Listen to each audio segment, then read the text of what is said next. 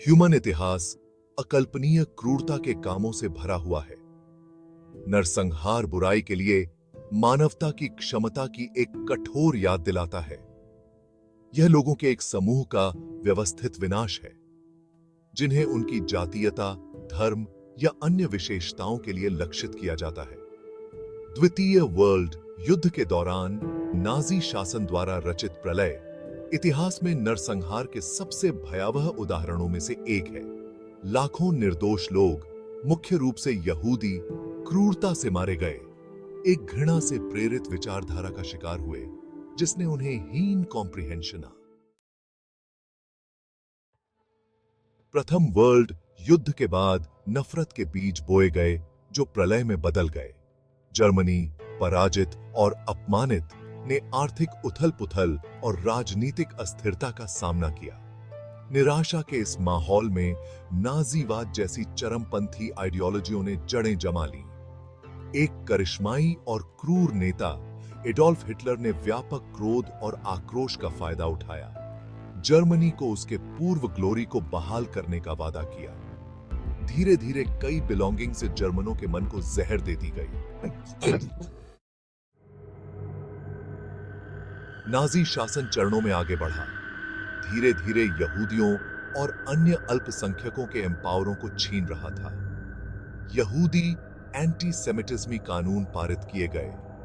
यहूदियों को सार्वजनिक जीवन, व्यवसायों और अंततः यहां तक कि नागरिकता से भी रोक दिया गया। राज्य प्रायोजित हिंसा की लहर में आराधनालय जला दिए गए, व्यवसाय नष्ट कर दिए गए और यहूदी घरों में तोड़फोड़ की गई। कुख्यात क्रिस्टोलनाचट, टूटे हुए कांच की रात की नाजी विचारधारा और उनके द्वारा उत्पन्न खतरे को खत्म करने की आवश्यकता को मजबूत किया। नफरत और भय के इस व्यवस्थित अभियान ने बिलोंगिंग से जर्मनों के लिए अपने यहूदी पड़ोसियों के उत्पीड़न को स्वीकार करना और यहां तक कि उसमें भाग लेना आसान बना दिया।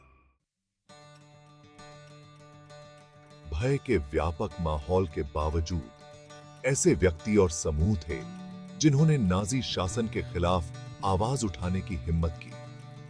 ये करेजी स्पिरिटें अपनी अंतरात्मा और सभी मनुष्यों की अंतर्निहित गरिमा में विश्वास से प्रेरित होकर नाजियों द्वारा लक्षित लोगों की मदद करने के लिए अपनी जान जोखिम में डाल दी।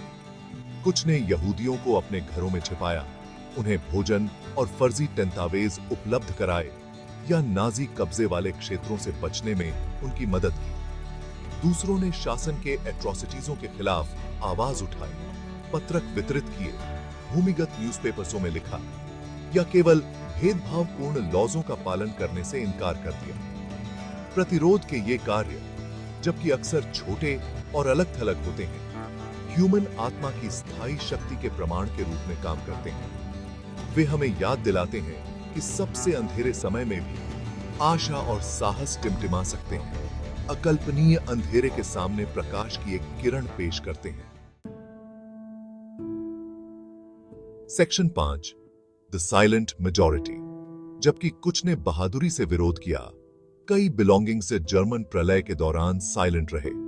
कुछ ट्रूली में शासन के प्रचार और गोपनीयता से बचाए जा रहे एट्रोसिटीजों की पूरी सीमा से अनजान थे। अन्य, हालांकि शासन के एक्ट्सों से परेशान थे, उन्होंने डर के मारे साइलेंट रहना चोज।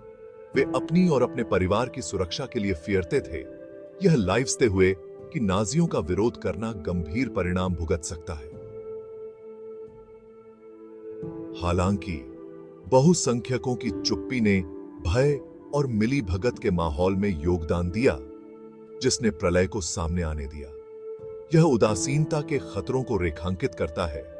अन्याय के खिलाफ बोलने के लिए प्रत्येक व्यक्ति की जिम्मेदारी, तब भी जब ऐसा करना कठिन या खतरनाक हो। Section 6, with in the walls of ghettos. जैसे जैसे उत्पीड़न तेज होता गया, यहूदियों को जबरन भीड़भाड़ वाले बस्तियों में ले जाया गया, अलग थलग कर दिया गया और बाहरी दुनिया से काट दिया गया। शहरों के ये चार दीवारी वाले हिस्से जेल बन गए, जहां बीमारी, भूखमरी और निराशा व्याप्त थी। परिवार बिखर गए, उनका जीवन उजड़ गया। उनके सपने चकनाचूर हो गए। फिर भी अकल्पनीय पीड़ा का सामना करने पर भी ह्यूमन भावना बनी रही। यहूदी बस्ती की दीवारों के भीतर लोग आशा से चिपके रहे, समुदाय, विश्वास और प्रतिरोध के एक्ट्सों में सांत्वना पाते रहे। गुप्त विद्यालयों की स्थापना की गई, धार्मिक सेवाओं को गुप्त रूप से आयोजित किया गया और भूमिगत समाचार पत्र प्रसारित किए गए, जो एक ऐसी दुनिया में आशा और संबंध की जीवन रेखा प्रदान करते थे जो उनकी स्पिरिटों को कुचलने के लिए दृढ़ थी। यहूदी बस्ती अक्सर अंधेरे में यात्रा पर सिर्फ एक रास्ता स्टेशन थे। लाखों यहूदियों को एकाग्रता शिविरों में भेज दिया गया, अकल्पनीय आतंक के स्थल जहां उन्हें जबरन मजदूरी, भूखमरी, यातना और सामूहिक हत्या का शिकार बनाया गया। आगमन पर परिवार अलग हो गए, उनके सामान जब्त कर लिए गए, उनके सिर मुंडवा दिए गए, अपनी पहचान छीन ली गई, वे संख्याएं बन गए, उनकी मानवता व्यवस्थित रूप से बुझ गई। प्रलय की हॉरिफिकता को कॉम्प्रिहेंशन मुश्किल है। एट्रोसिटीजों का पैमाना लगभग मानवीय समझ से परे है। फिर भी यह याद रखना आवश्यक है, सैडलियों को देखना और पीड़ितों की स्मृति का सम्मान करना। उनकी कहानियां पीढ़ियों से चली आ रही हैं, सभ्यता की नाजुकता और घृणा और असहिष्णुता के सामने विजिलेंटता के इंपॉर्टेंस की कठोर याद दिलाती हैं। प्रलय ह्यूमन निर्दयता की गहराई की एक कठोर याद दिलाता है। यह अनियंत्रित घृणा के खतरों और मानवाधिकारों और सम्मान की रक्षा के इंपॉर्टेंस का प्रमाण है। प्रलय को याद रखना केवल पीड़ितों को ऑनरित करने के बारे में नहीं है, बल्कि अतीत से सीखने के बारे में भी है, ताकि भविष्य में इस तरह के अत्याचार फिर कभी न हो। पीड़ितों को याद रखना, उनकी स्मृति का सम्मान करना और सभी प्रकार की असहिष्णुता और डिस्क्रिमिनेशन के खिलाफ आवाज उठाना हमारी सामूहिक जिम्मेदारी है। हमें घृणा और पूर्वाग्रह को नीति देनी चाहिए जहां भी हमारा सामना उनसे हो, क्योंकि अन्याय के सामने चुप्पी मिली भगत है। समय बीतने के साथ स्मृति के तेज किनारों को धुंधला किया जा सकता है, लेकिन प्रलय के सबक को कभी नहीं भुलाया लाइव सा चाहिए। शिक्षा यह सुनिश्चित करने के लिए महत्वपूर्ण है कि आने वाली पीढ़ियां अतीत की हॉरिफिकता को कॉम्प्रिहेंशने और नरसंहार के चेतावनी सिग्नलिंगों को आइडेंटिटीजने और उनका सामना करने के लिए सुसज्जित हों।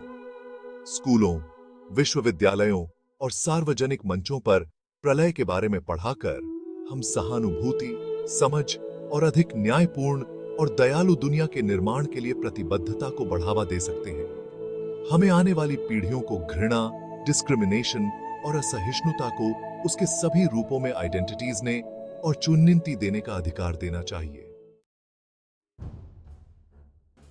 नेवर अगेन वाक्यांश एक रैली का नारा बन गया है, भविष्य के नरसंहारों को रोकने का एक गंभीर संकल्प। फिर भी दुख की बात है कि इतिहास ने दिखाया है कि मानवीय क्रूरता की क्षमता बनी रहती है। दुनिया के विभिन्न हिस्सों में नरसंहार जारी है। यह एक कठोर अनुस्मारक है कि प्रलय के सबक सार्वभौमिक रूप से नहीं सीखे गए हैं। प्रलय के पीड़ितों की स्मृति का ट्रूली में सम्मान करने के लिए हमें शब्दों को कार्य में बदलना चाहिए। बढ़ते उग्रवाद, असहिष्णुता और डिस्क्रिमिनेशन के सामने हमें सतर्क रहना चाहिए। हमें अपने लीडरों को उनके एक्ट्सों के लिए जवाबदेह ठहराना चाहिए और मांग करनी चाहिए कि वे सभी लोगों के एम्पावरों की रक्षा करें। हमें एक ऐसी दुनिया के निर्माण के लिए मिलकर काम करना चाहिए जहां हर व्यक्ति को इंपॉर्टेंस दिया जाए, उसका सम्मान किया जाए और उसकी रक्षा की जाए। तभी हम सचमुच कह सकते हैं, नेवर अगेन।